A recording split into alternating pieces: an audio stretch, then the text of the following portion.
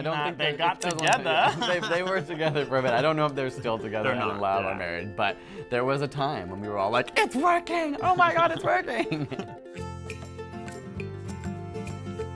Hey, I'm Mitch. And I'm Greg. And we are AsapSCIENCE. And we make weekly science YouTube videos. So it was based on a study that was popularized through the New York Times. Using these specific questions, maybe if it made you really vulnerable, made you really open, they start very simple and sort of closed and small, then they get into really, really intense questions. And so it's all about how if human connections can actually be created through the specific questions and bond that you make.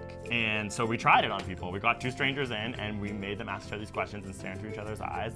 And it did work.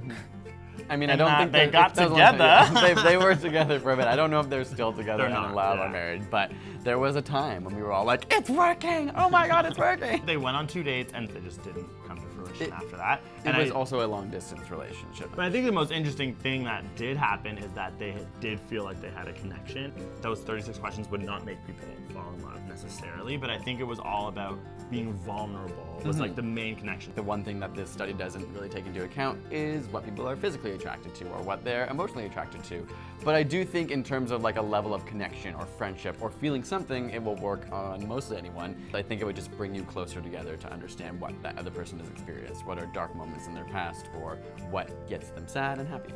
You can go through a whole dinner where you talk to even your close friends and you never speak about maybe what's troubling you.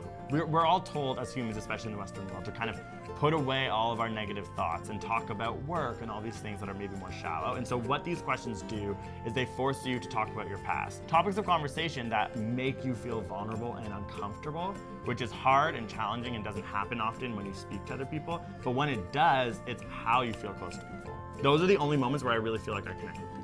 I think it would be fun to just like every week take a different friend, do these 36 questions, and by at the end of it, you might just want to make out with them.